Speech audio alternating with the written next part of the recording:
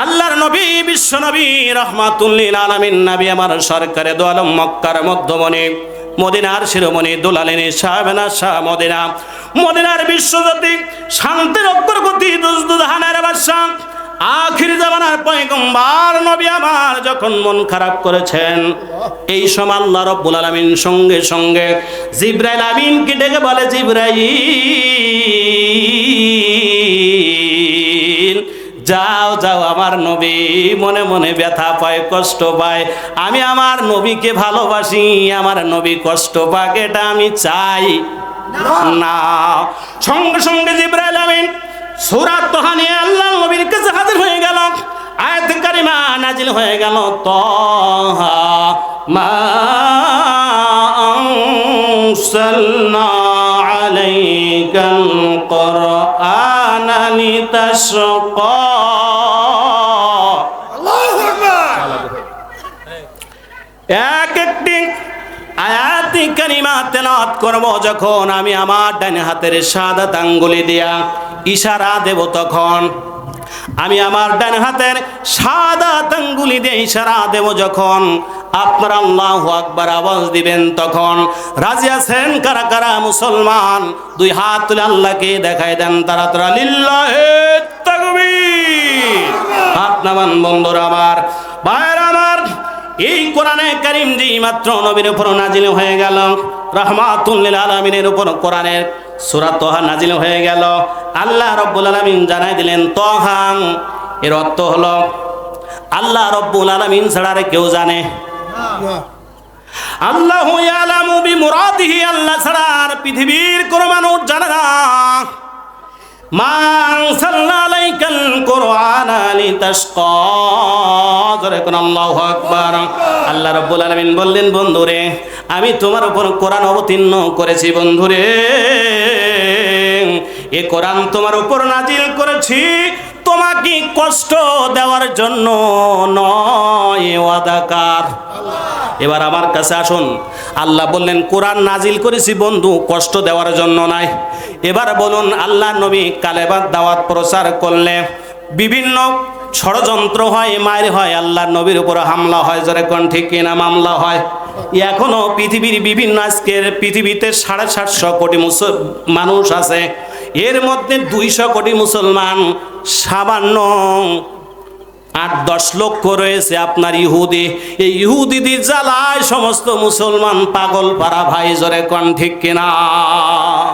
ভাইরা আমার, কিন্তু মুসলমান মার খায়, মুসলমান মার খায়, মুসলমান মার খায়। আমরা আমাদের স্বজাতি, আমরা আমাদের জায়গা থেকে সরে গেছি রে ভাই, জোরে কোন ঠিক কিনা।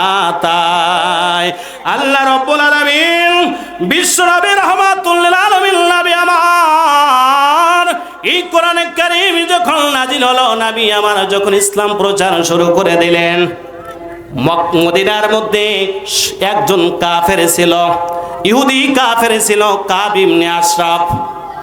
আপনার কষ্ট হচ্ছে, অমনোযোগ হচ্ছে না তো? ইহুদি একজন লিডার ছিল, একজন বড় নেতা ছিল, তার নাম হলো কাব ইবনে আশরাফ। কি নাম? কাব ইবনে আশরাফ। এই কাব ইবনে আশরাফ ইহুদি বড় কবি ছিল, বড় লম্বা আকৃতির লোক ছিল, বড় স্বাস্থ্যর অধিকারী ছিল, বড় সুন্দর দেখতে ছিল, চমৎকার তার চেহারা ছিল, বড় লম্বা বাউরিতপু চুল তার ছিল। এই কাব ইবনে আশরাফের মনের চাওয়া ছিল, বাসনা ছিল, কিছুদিন পরে মদিনার লিডার হবে, বড় ক্ষমতার চেয়ার দখল করবে।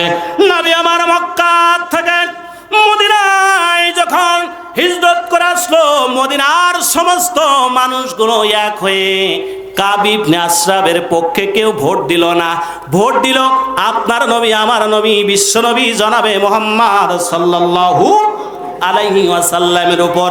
এবার বলুন, কাব ইবনে আশরাফের মন ভালো না খারাপ? জোরে কোন খারাপ, কারণ কাব ইবনে আশরাফ নেতা হতে পারল না। এই জন্য কাব ইবনে আশরাফ সর্বক্ষণ সর্বদা পরিকল্পনা করে নবীকে দুনিয়া থেকে বিদায় করতে হবে। এই ষড়যন্ত্র চক্রান্ত চূড়ান্ত করে কোরআন কি দুনিয়াতে বিদায় করে দিতে হবে। এইটা সে সময়ও ছিল, গত 5ই আগস্টের আগে ছিল, এখনো আছে, সেটা ভিন্ন কায়দায়। কেমনে জানেন? যে আজারির মাহফিলে এত লোক হয় কেন? ঠিক না? এ মাহফিলে যে হুজুররা ওয়াজ করে তার সব আমার বিপক্ষে যায়, এরকম আছে কিনা ভাই? এই জন্য আগে তারা 144 ধারা জারি করে মাহফিল বন্ধ করেছিল। এখন আরেক দল, আরেক কিছু মানুষ তারা অন্য সিস্টেমে, কোনো দলের নাম বলতে চায় না, তারা অন্য কায়দায় এই মাহফিল বন্ধ করা। তারা বলছে আগে পুতুল নাচ হতো, জারি গান হতো, আমরা ওখান যে মদ খাতাম আর দেখতাম ভালো নাচ নাচতেছে, জারি গান হচ্ছে, পুতুল নাচ হচ্ছে, যাত্রা হচ্ছে, এগুন তো এই যে এখন এই সমাজে আর নাই। হায় হায় আমার মাতক বাড়ি গেছে রে ভাই, ঠিক না? এই জন্য দেখ গায়ে জ্বালা শুরু হয়ে গেছে। জন্য হুজুরদের বিরুদ্ধে কথা বলে যারা, ওরা আবু জেহেলের উত্তরসূরি, তারা জোরে কোন ঠিক কিনা? ভাইরা আমার, এজন্য আল্লাহ রাব্বুল আলামিনের নবীকে দুনিয়াতে বিদায় করতে চেয়েছিল, নবীর কোরআনের আওয়াজকে নবীর জবান থেকে বন্ধ করতে চেয়েছিল। আজকেও যারা মাহফিলের আওয়াজ বন্ধ করতে চায়, উলামায়ে কেরামের বিরুদ্ধে কথা বলে যারা, ওরা আবু জেহেলের নাতিপুতি তারা।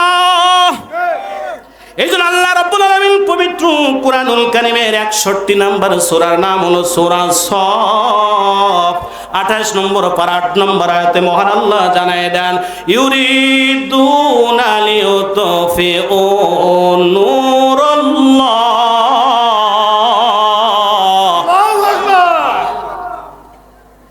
ইউরিদুনা লিউতফিউ নূরাল্লাহি বিআফওয়াহিহিম ওয়াল্লাহু মুতিম্মু নূরিহি ওয়ালাউ কারিহাল কাফিরুন।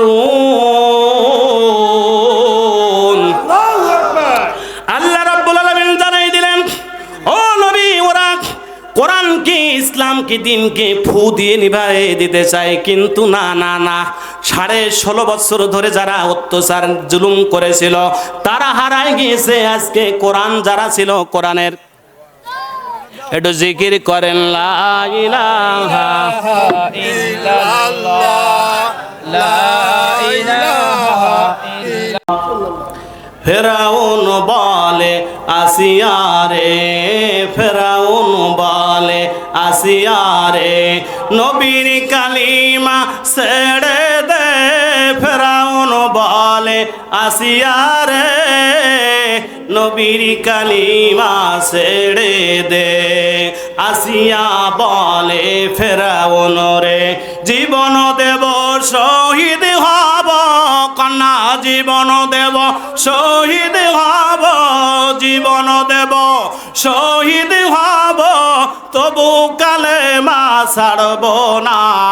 লা ইলাহা ইল্লাল্লাহ, আরো জোরে লা ইলাহা ইল্লাল্লাহ, লা ইলাহা ইল্লাল্লাহু মুহাম্মাদুর রাসূলুল্লাহ। সবাই বলুন সাল্লাল্লাহু।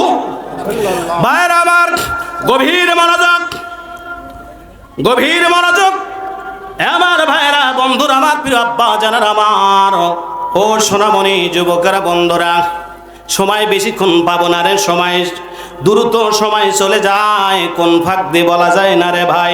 এজন্য অল্পক্ষণ কথা হবে, গভীর মনোযোগ দিতে হবে বন্ধুরা আমার। এজন্য কথা হলো, কাব ইবনে আশরাফ নবীর সাথে দ্বন্দ্ব করে একটাই কারণে। কারণ কি? জোরে কোন?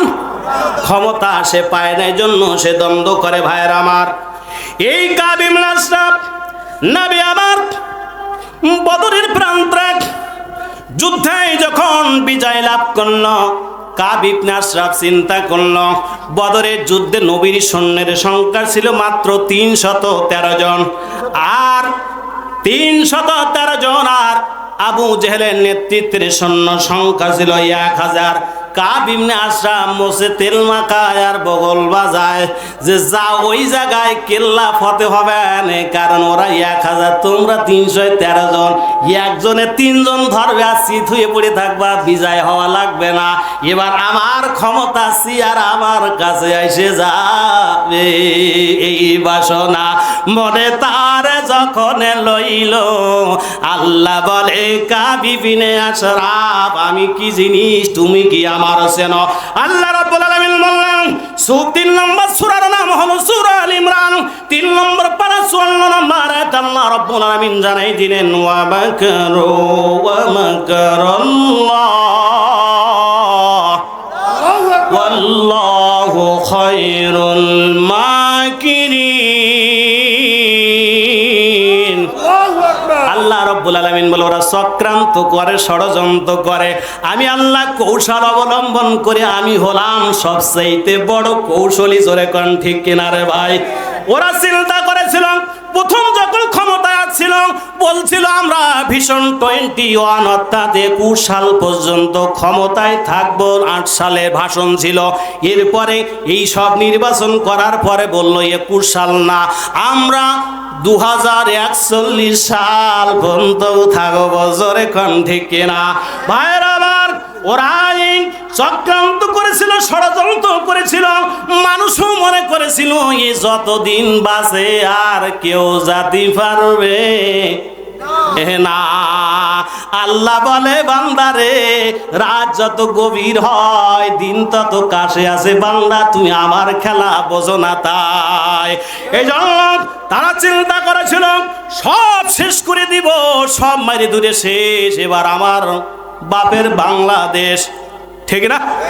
এখন কোন জায়গায়? কোথায় আমলি, কোথায় কাদের কাকা, কোথায় গেল ওই জালিমের গরম গরম কথা? কোথায় আমলি, কোথায় কাদের কাকা, কোথায় গেল ওই জালিমের গরম গরম কথা? খেলা হবে, এরাই বলতো না খেলা হবে, খেলা হবে, খেলা হবে, খেলা হবে বলে কাকা গেল পালায়া। আল্লাহ তোমার দরবারেতে লাখো শুকরিয়া, আল্লাহ তোমার দরবারেতে হাজার শুকরিয়া। হাসিনা পালাইছে দেশটা ছাড়িয়া, হাসিনা পালাইছে দেশটা ছাড়িয়া, সকলের মুখে হাসি আসলো ফিরিয়া। স্বৈরাচার পালাইছে দেশটা ছাড়িয়া, স্বৈরাচার পালাইছে দেশটা ছাড়িয়া, সকলের মুখে হাসি আসলো ফিরিয়া।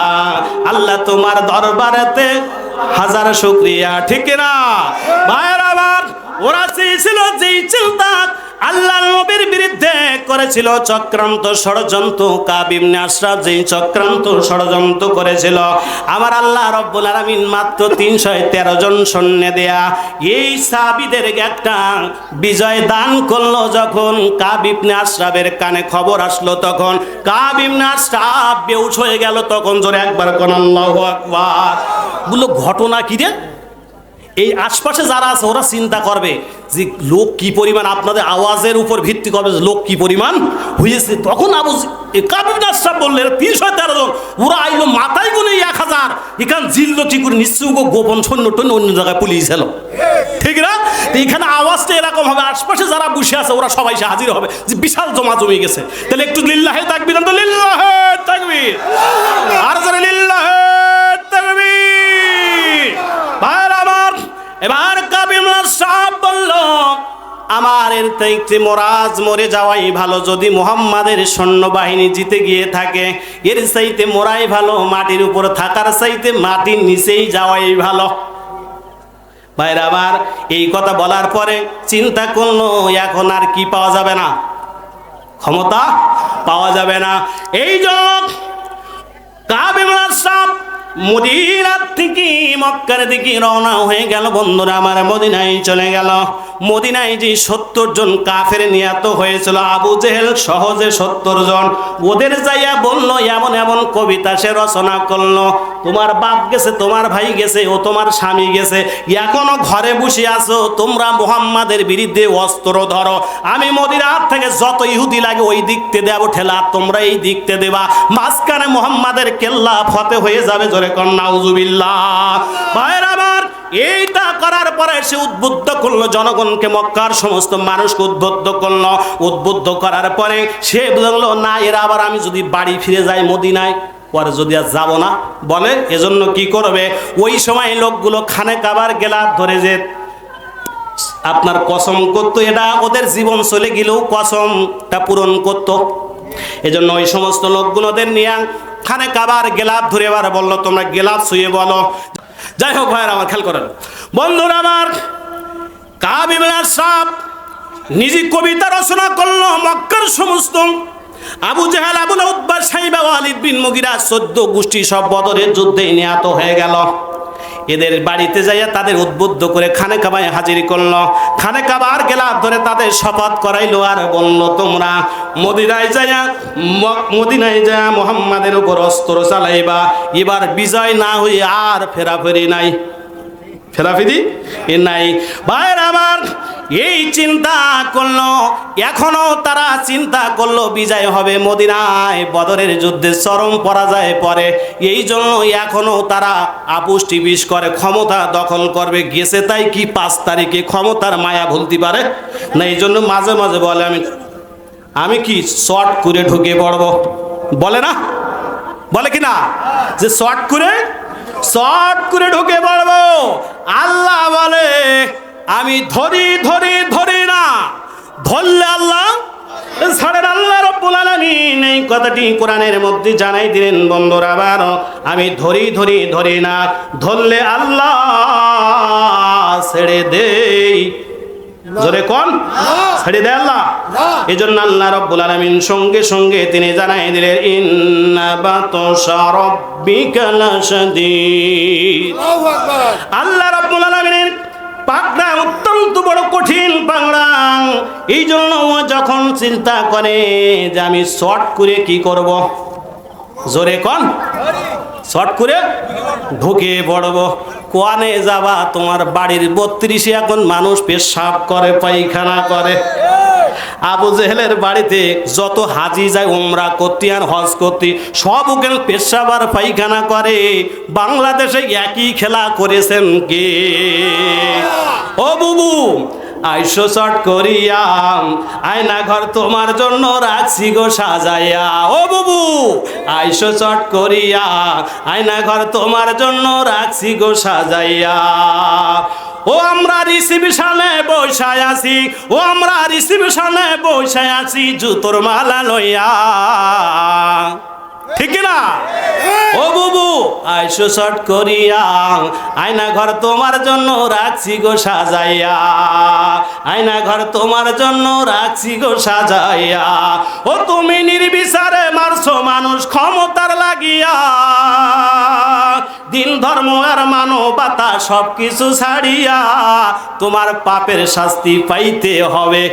ওই যে ট্রাইব্যুনাল করে ফাঁসি দিয়েছিল না, ওই জায়গায় কিন্তু যে করেছিল ট্রাইব্যুনাল, তার বিচার হচ্ছে সেই ট্রাইব্যুনালে, ঠিক না? কিছুদিনের মধ্যেই পাইবেন, একটু অপেক্ষা করেন। ও তোমার পাপের শাস্তি পাইতে হবে, ও তোমার পাপের শাস্তি পাইতে হবে, যাইও না ভুলিয়া, আয়না ঘর তোমার জন্য রাখছি গো সাজাইয়া, আয়না ঘর তোমার জন্য রাখছি গো সাজাইয়া। ও বুবু, আইসো শর্ট করিয়া, আয়না ঘর তোমার জন্য রাখছি গো সাজাইয়া, ঠিক না ভাইরা? এবার কাব ইবনে আশরাফ এই শপথ বাক্য পাঠ করে মদিনায় চলে আসলো। আল্লাহর নবীর সাহাবীদের বিরুদ্ধে বিভিন্ন কূট বাক্য কথা বলে, বিভিন্ন খারাপ মন্তব্য করে, বিভিন্ন খারাপ কথাবার্তা বলে। ভাইরা আমার, বন্ধুরা আমার, এটা আল্লাহর নবী সাহাবীরা বড় কষ্ট পায়, বড় মনে ব্যথা পায়। আল্লাহর নবীর কাছে যে বললে, ইয়া রাসূলুল্লাহ, কাব ইবনে আশরাফ আমাদের বিরুদ্ধে বাজে বাজে কবিতা আবৃত করে আমাদেরকে বিভিন্নভাবে কষ্ট দেয়। আল্লাহর নবী বললেন, তোমরা ধৈর্য ধরো। তোমরা কি করো? ইন্নাল্লাহা মা'আস সাবিরিন। আল্লাহ ধৈর্যশীলদের পছন্দ করেন। ভাইরা আমার, এবার কাব ইবনে আশরাফ এসে মুসলমান নারীদের বিরুদ্ধে বিভিন্ন বাজে কথা বলতো। আমার আব্বাজানের বন্ধুরা আমার, আল্লাহর নবীর কাছে বন্ধু নবী বলতেন ধৈর্য ধরো, ধৈর্য ধরো, কারণ যারা দুনিয়ায় জান্নাতি বান্দা হবে তারা হবে নম্র, ভদ্র, শিষ্ট, শান্ত হবে, তারা ঝগড়িতে হবে না, তারা হলো আল্লাহ নবীর দলে। আর যারা ঝগড়া প্রিয় হবে, যারা এই বলতে কানে চড় মারবে, ওরা আবু জহেলের দলের লোক। জোরে কোন ঠিক না? ভাইরা আমার, বন্ধুরা আমার, প্রিয় বন্ধুরা আমার, এবার কাব ইবনে আশরাফ যখন সব পরিকল্পনা করলো, কোনো দিক থেকে সাকসেসফুল হলো না। ভাইরা আমার, আব্বাজানেরা আমার, সঙ্গে সঙ্গে কাব ইবনে আশরাফ নবীর কাছে বলে, ইয়া রাসূলুল্লাহ, হাবিবাল্লাহ, আপনার কাছে আমি একটা আবেদন নিয়ে এসেছি, একটা আবদার নিয়ে এসেছি। বলে কি? বলি এতদিন যত ঝগড়াঝাটি করেছে ওগুলো সব বাদ, ওগুলো বাদ। কি করতে চাও? বললো আপনার আগামীকাল দুপুরবেলা আমার বাড়িতে আপনার দাওয়াত দিলাম, সব ভেদাভেদ ভুলে গেলাম, এখন একসাথে চলবো। আমি ইহুদি থাকলাম, তুমি মুসলমান, নেতৃত্ব দাও, কোনো অসুবিধা নাই। তো বলছে ভালো কথা, ঝগড়া কি জান্নাতীরা কি ঝগড়া করবে? বললো ভালো কথা। আল্লাহ রসুল দাওয়াত যেই নিলেন, বললো হুজুর, যেহেতু আপনার সাথে আমরা মিলমিশ হয়েছি, তাহলে আর কারো সাথে নিয়ে গেলে হয়, বলে একা একা যেতে হবে, একা একা যেতে হবে। আল্লাহ নবী পরের দিন একা একা গেলেন, যে ঘরের ভিতরে প্রবেশ করেছেন, আল্লাহ নবী লক্ষ্য করে দেখলেন, নবী আমার চতুর্দিকে সবার হাতে একটা করে খোলা তরবারি, খুব ধারালো তরবারি। আল্লাহর নবীর আর বুঝতে বাকি হলো না। ভাইয়ের আমার, আব্বা জানেরা আমার, আল্লাহর নবীর এই অবস্থা পৃথিবীর কেউ জানে না আল্লাহর নবী ছাড়া। কিন্তু আল্লাহর এই আল্লাহর নবীর অবস্থায় একজন জানে, তিনি কে? আর জোরে একবার কোন কে? আল্লাহর নবী রাহমাতুল্লিল আলামিন চোখের পানি ছেড়ে দিয়ে কাল দিয়ে বলে, আল্লাহ মালিক গো, এই জায়গায় তুমি লক্ষ্য করে দেখো, কাব ইবনে আশরাফ অত্যন্ত ষড়যন্ত্র করে, অত্যন্ত কৌশল করে তার বাড়ির মধ্যে আমাকে একা নিয়ে এসেছে। আমার প্রাণের সাহাবী আবু বকর, আলী, ওসমান কাউকে নিতে দেয় না রে। ও আল্লাহ, এই জায়গায় তুমি ছাড়া আমার আর কেউ নাই। আল্লাহ রাব্বুল আলামিনের কাছে যেই মাত্র সাহায্য চাইলেন, আল্লাহ রাব্বুল আলামিনের কাছে মাতা নাসরুল্লাহ, আলা ইন্না নাসরুল্লাহিল করিব, আল্লাহর কাছে সাহায্য চাইলেন।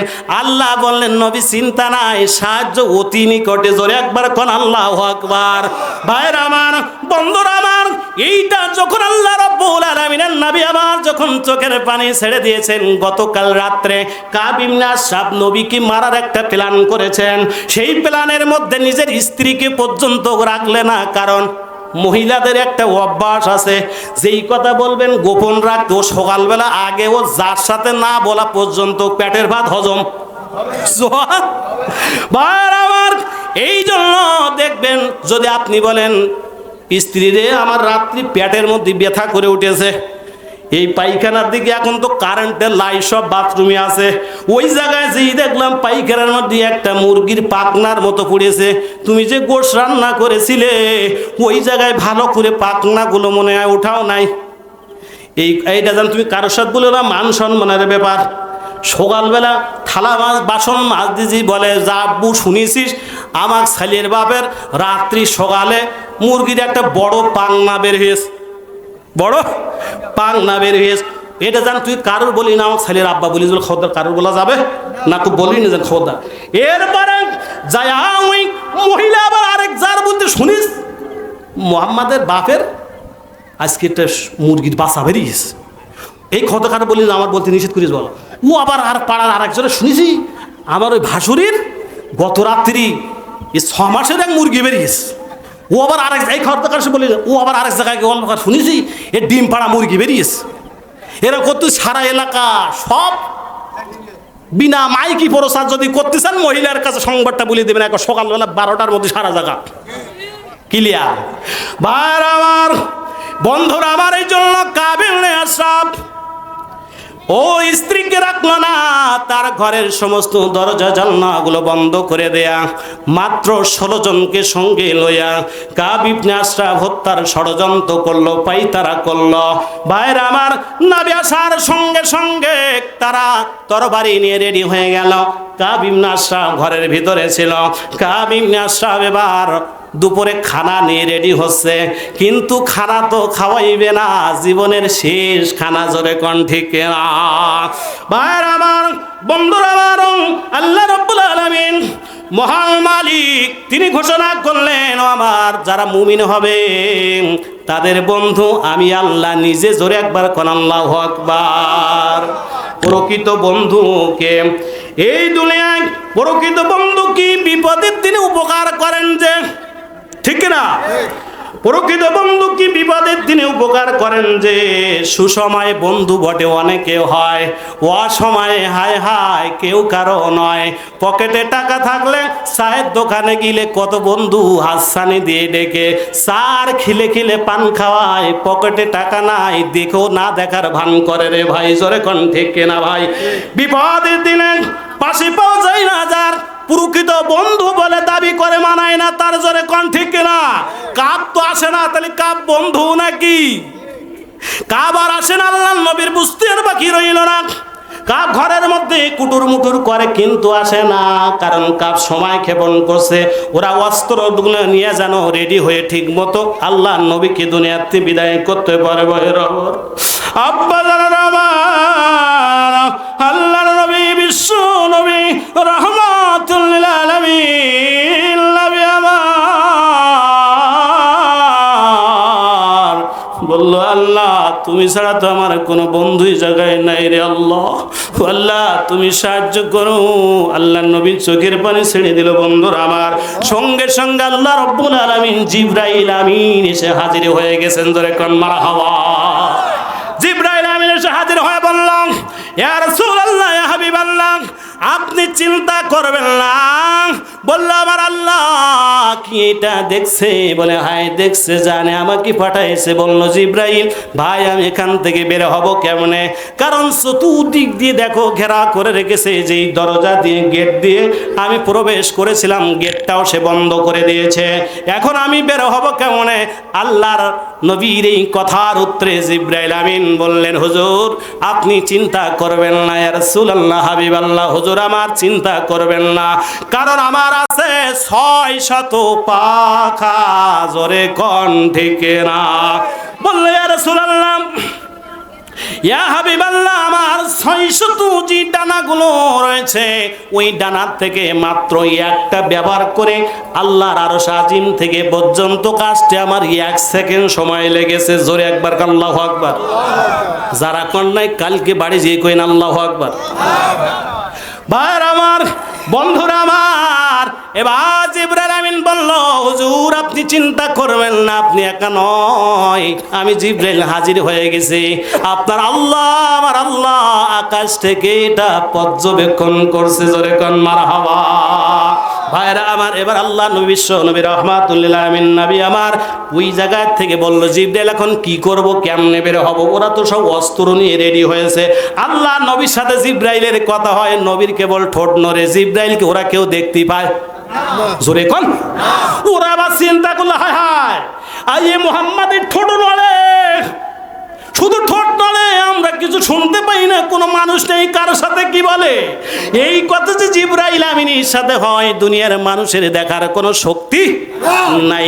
ভাইরা আমার, এবার আল্লাহ নবী জিবরাইল, আল্লাহ নবী জিবরাইল বলছে, ইয়া রাসূলুল্লাহ, আমার পাখা যেই একটা খুলে রেখেছিল ওটা এখন বন্ধ করব না, খুলে দিলাম, আপনি আবার পাখার নিচেই থেকে ঢুকে যাবেন, ওরা আপনার গায়ে একটা পশম মোবারকে ছুঁইতে পারবে।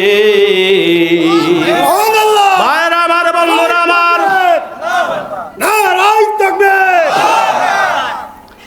বন্ধুরা আমার, আল্লাহ নবী বিশ্ব নবীর রাহমাতুল লিল আলামিন নবী আমার এবার যখন জিবরাইল আমিন তার হাত থেকে তার পাখাটা একটা বের করে দিল, পাখা যেই বের হয়ে গেল, পাখা যেই মাত্র এসে গেল, পাখা আসার সঙ্গে সঙ্গে আল্লাহ নবী যায়, ওদের হাতে তরবারি, ডান হাত উঁচু করে রাখছে, এদিকেও যায় না ওদিকেও যায় না।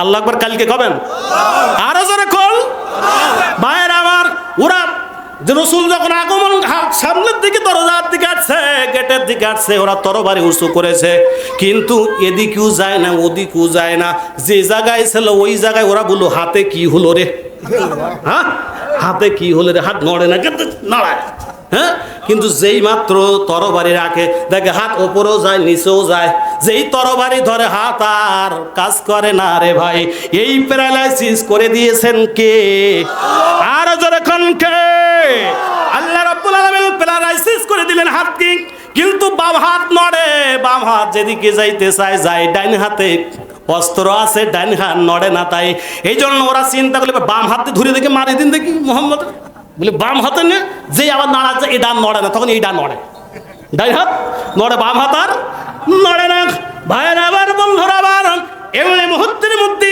নবী আমার আল্লাহ নবী জিবরাইল আমিনের পাখার নিচে দিয়ে বের হতে লাগলেন কাফেররা কিছু করতে পারে জোরে কোন কাফেররা কিছু করতে পারে না ভাইয়ের আমার বন্ধুরা আমার আব্বা জানেন আমার এবার যেই মাত্র বের হয়ে গেল বের হয়ে নবী চলে যায় মদিনায় নববীতে যে সাহাবীদের ডেকে বললেন প্রাণের সাহাবীরা আমার তোমরা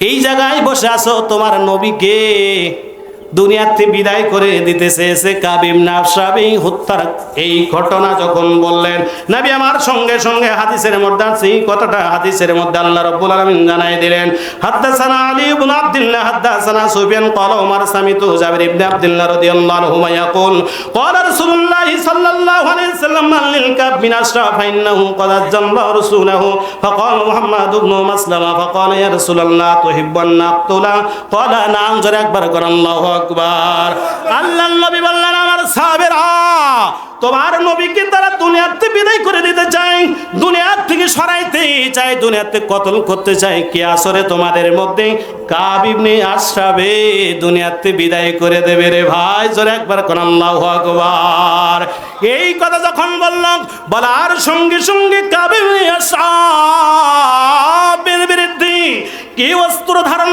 করবে মুহাম্মদ ইবনে মাসলামা নাবুন রাসূলের একজন সাহাবী নবীর সাহাবী যে দাঁড়ায় গেল বলল ইয়া রাসূলুল্লাহ হাবিবাল্লাহ যদি আপনি আমাকে অনুমতি দেন আমি কাব ইবনে আশরাফের মতো নরধমকে দুনিয়াতে বিদায় করে দেব জোরে একবার কোন আল্লাহু আকবার কাব ইবনে আশরাফকে বিদায় করে দেব নবী তাহা যদি আপনি আমাকে অনুমতি দেন দোয়া করেন আল্লাহর কাছে কিন্তু কাব তো অনেক লম্বা প্রকৃতির লোক অনেক স্বাস্থ্যওয়ালা অনেক বাবরি চুল রয়েছে চার সুন্দর দেখতে শক্তিশালী যুবক কাব ইবনে আশরাফ এই মদিনার বড় কবি সে ইয়া রাসূলুল্লাহ হাবিবাল্লাহ আমার সাথে কয়েকজনের যাবার অনুমতি দিবেন নাকি নবী আমার বলল যাও তুমি যেই কজন লাগে নিতে পারবে কোনো আপত্তি নাই নবী আমার এই কথা বলার পরে রাহমাতুল লিল আলামিন এই কথা বলার পরে মুহাম্মদ ইবনে মাসলামা এবার মুহাম্মদ ইবনে মাসলামা কাব ইবনে আশরাফের দুধ ভাই আবু নাইলকে সঙ্গে করে নিয়ে এলেন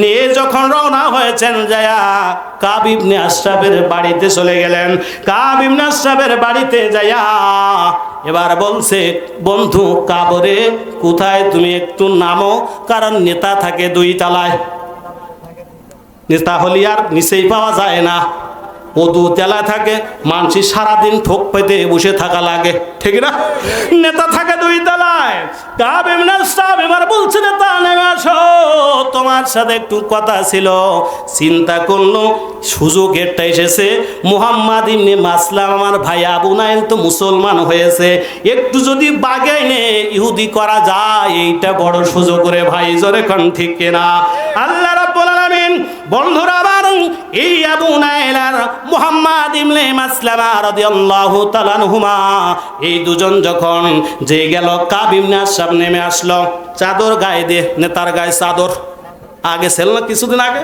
ই কেন আইছিল গত বছর চাদর গায়ে দেওয়া নেতা চাদর গায়ে দেওয়া নেতা চাদর গায়ে দিয়ে যখন হাজির হলো তখন বলছি কাব ইবনে আশরাফ যে আমরা বড় বিপদে পড়ে তোমার কাছে এসেছি কাবরে কারণ আমার নবী কিছুদিন পর সাদা চায় কি চায় সাদা চায় টাকা চাই, পয়সা চাই, বড় অভাবে এসে পড়ে তোমার কাছে এসেছি রে ভাই।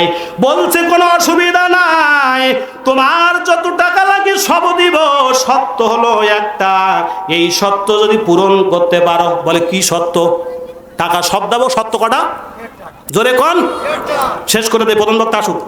হ্যাঁ ভাইরা আমার, এবার যখন কাব ইবনে আশরাফ যেই কথাটি বললেন, আল্লাহর সঙ্গে সঙ্গে কোরআনের আয়াত নাজিল করে জানাই দিলেন। সূরা বাকারা 1 নম্বর পারা 135 নম্বর আয়াতে কাব ইবনে আশরাফের কথাটা আল্লাহর নবীকে জিবরাইলের মাধ্যমে জানাই দিলেন। ওয়াকালু কুনু হুদান, জোরে কর আল্লাহু আকবার। যদি তুমি আমাদের দলে ইহুদি হতে পারো তাহলে তোমার যত টাকা লাগে সব দেব। মুসলমান ইমান বিক্রি টাকার বিনিময়ে করতে পারে? সরে কোন? আরো জোরে। আমরা এখান যারা আছি কেউ সুদ খাই? জোরে কোন? সুদ খাই না তো? একটু পরে আপনাদের সবাই সুদ খান, প্রমাণ করে দিয়ে যাব, অপেক্ষা করবেন ধৈর্য ধরে। সবাই সুদ খান, আপনারা বলেছেন সুদ খান না, আমি প্রমাণ করে দিয়ে সবাই সুদ খান। ভাইয়ের আমার, এজন্য অপেক্ষা করেন বন্ধুরা। আবার এবার কাব ইবনে আশরাফ যখন এই প্রস্তাব দিল, বলল মুহাম্মদ ইবনে মাসলামা বলল, বন্ধুরে তোমার কাছে আইলাম ঋণ নিতে, তুমি ধর্ম ত্যাগ করতে বলে এটা কোনো কথা হলো? এটা কোনো কথার কথা হলো? তুমি অন্য কিছু নেও না, যেহেতু মুহাম্মাদের দলে কেবল গিয়েছে, এই জন্য মুহাম্মদ কি করে একটু দিকে নেই, আর একটু দিকে নেই, তারপর দলে যাইতে পরে দেখ পানে। বললো কি চাও? বলে কিছু ঋণ দাও রে ভাই।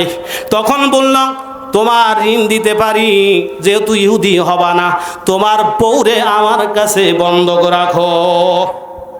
কি রাখবা? তোমার বউর যদি আমার কাছে বন্ধক রাখো, যত ঋণ পাও, যত টাকা লাগে সব দেব, কোনো চিন্তা নাই। বল এই এত সুন্দর লোক, হ্যাঁ দেখতি, এর কাছে যদি বউ দেই তো বউ আস্ত থাকবে? হ্যাঁ ভাইয়ের আমার, বললো তুমি আর জিনিস পেলে না চাওয়ার, বউটার লাগছিস তোমার, এ অন্য কিছু নিলে হয় না? তাহলে বউটা দিল ভালো হতো, বউটা দিলি ভালো হতো। তো বলে এটা কোনো কথা হলো? এবার বলেন বন্ধুরা আমার, আমার আব্বা জানেরা, আপনি আমি যখন টাকার জন্য দুনিয়ায় সমস্যায় পড়ে যাই, সবাই যখন টাকার দরকার আমরা সমিতিতে যাই, আপনি লোন শোধ করেন, টাকা হয় ভাবির নামে, জোরে কোন ঠিক না? আমি ভুল বললাম? ভাবি যদি সই না দেয় টাকা ওঠে না রে ভাই। কিন্তু কিস্তির টাকা আপনার আমার শোধ করা লাগে, তাই জোরে কোন ঠিক কিনা? টাকা দেব আমি, তাহলে ভাবির নামে টাকা উঠবে কেন? হ্যাঁ আমরা গেলে টাকা নেয় না, ভাবির পাঠিয়ে দেব ওই জায়গায়।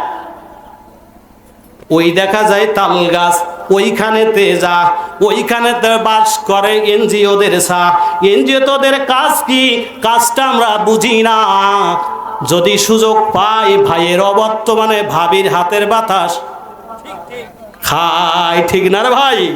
ভাইয়ের আবার এটা হলো তাদের কৌশল, চক্রান্ত, ষড়যন্ত্র। এই জন্য মেয়েরা যেখান থেকে হয়েছে আগলা, পুরুষেরা সেখান থেকে হয়ে গেছে সব পাগলা, ঠিক না? যখন মহিলারা আপনার জিন্সের প্যান্ট পরে হাফ হাতা একটা গেঞ্জি গায়ে দিয়ে, সানগ্লাস চকি একটা দিয়া, পিছনে বন্ধুর মোটর সাইকেলের পিছনে পাজা করে যায় আর বলে, গান গায়, হু হু করে নাচে, যুবকরা রাস্তা দিয়ে হেঁটে যায়, বলে মাল কি সত্তার ভাই। এই কথা বলার কারণে ওই যুবকের নামে মামলা হয়, 6 মাস জেল হয়। কিন্তু যে এই কাজটা করে এই রাস্তা দিয়ে যায়, যার বউটা নিয়ে, ওর নামে 1 মাসও মামলা হয় না, ঠিক না? ভাইরা আমার, এই জন্য কথা হলো মামলা হয়, যুবকদের নামে অ্যারেস্ট হয়, 6 মাস জেল খাটে, কিন্তু ওদের নামে কোনো জেল জরিমানা হয় না। এবার বলুন বন্ধুরা আমার, দেখা যায় এই এলাকায় নাই অনেক মেয়ে আছে রে ভাই, রড লাইটের সাথে সাদা দেখতি, রড লাইট যে সাদা, পাক দিক দেখবেন আরেক কালার, মুখী আরেক কালার, ঠিক না? ও যুবক ভাইয়ের, এই জন্য যারা বিয়ে করো নাই, বিয়ের আগে হুঁশিয়ার হয়ে যাও। বিয়ের আগে গরম পানি মুখী 3 ঘন্টাতে ধুয়ে রাখবা, এরপরে দেখবা ঠিক আছে কিনা, না হলে বিয়ে করবা সকিনা হয়ে যাবে জরিনা, ঠিক না? সকিনার বিয়ে করে আনবা, বাড়ি এসে দেখবা জরিনা হয়ে গেছে। কারণ ওরা এত মাল মেডিসিন মাকে রে ভাই, বলার কোনো উপায় নাই। কারণ আগে মহিলারা পরতো 3 পিস, তারপর হলো 2 পিস, এখন আছে 1 পিস, আগামী দিন হয়ে যাবে উলাঙ্গ পিস, ঠিক না ভাইয়ের আমার? এই জন্য যখন থেকে মহিলারা বাইরে বের হয়েছে, এনজিওরা ঘরে এসেছে টাকা দেওয়ার নাম করে, আর ভারতের চ্যানেলগুলো ঘরের ভিতরে ঢুকে গেছে।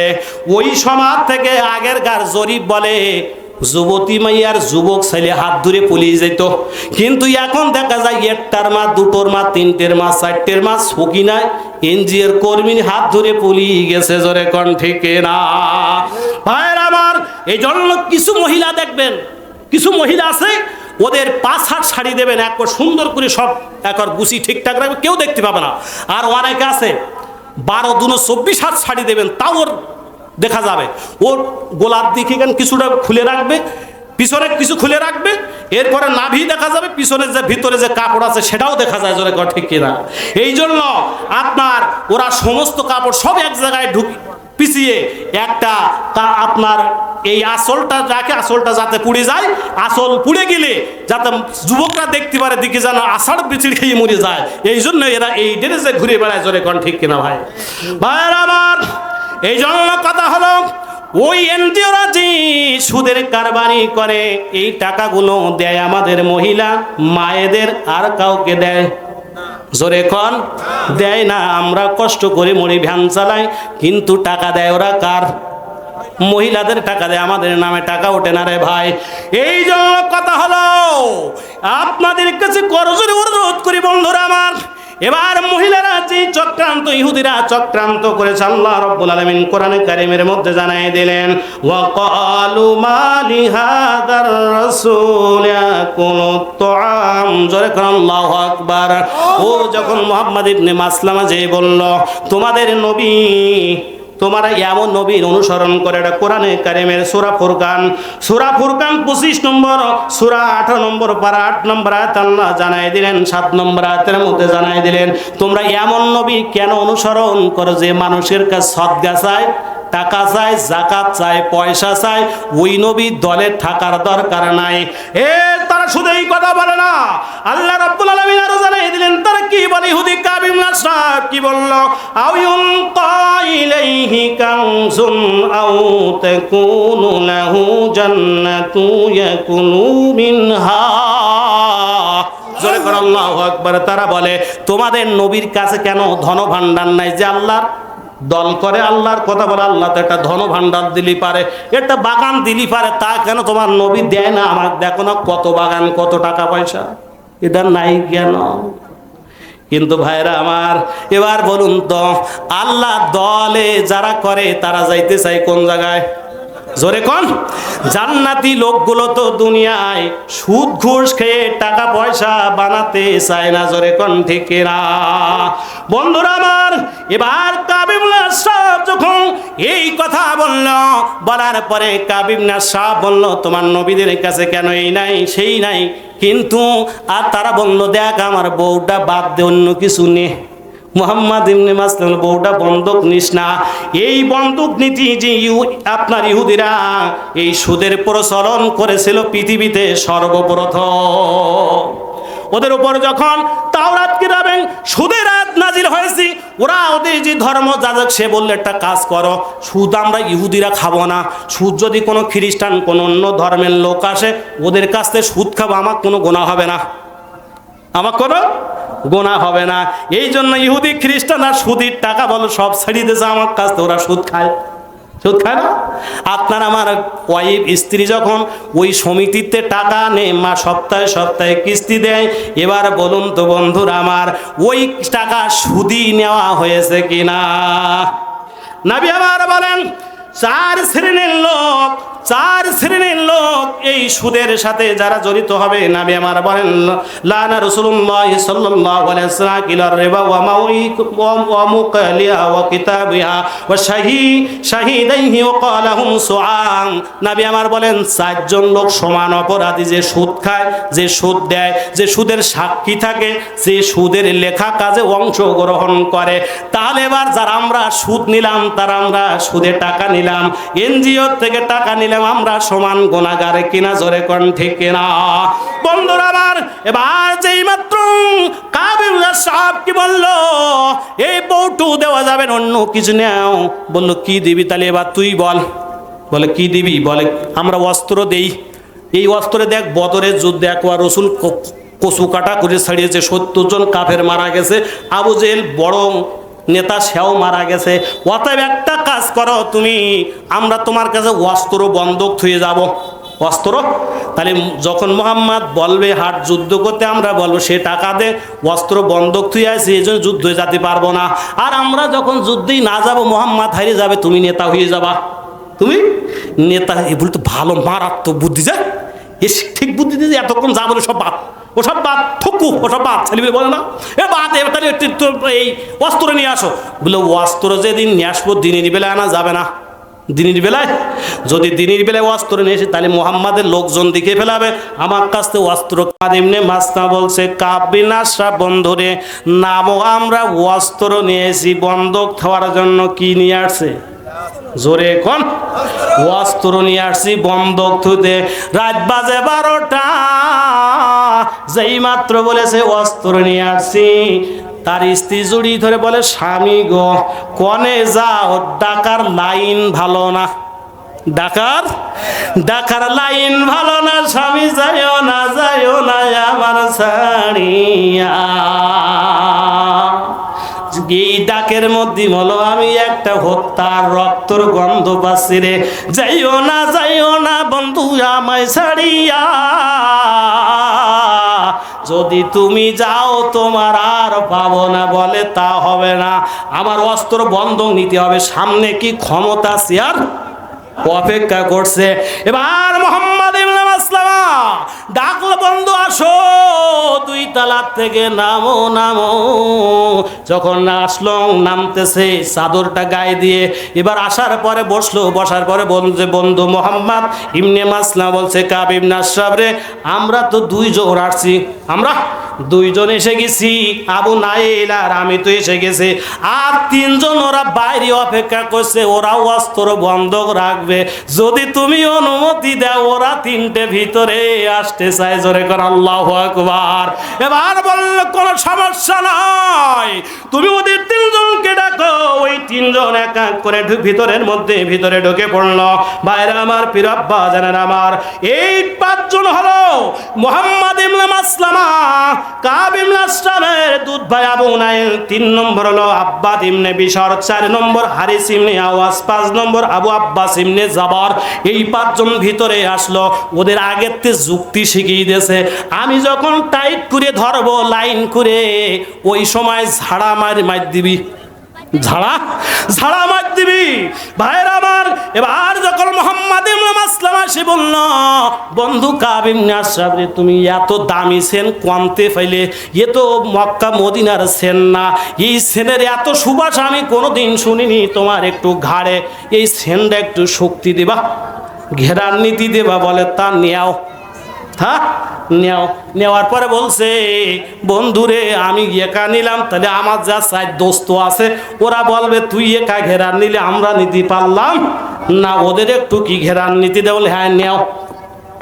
5 জন ঘেরান নেওয়া শেষ, আমার ওয়াজ এখানে শেষ।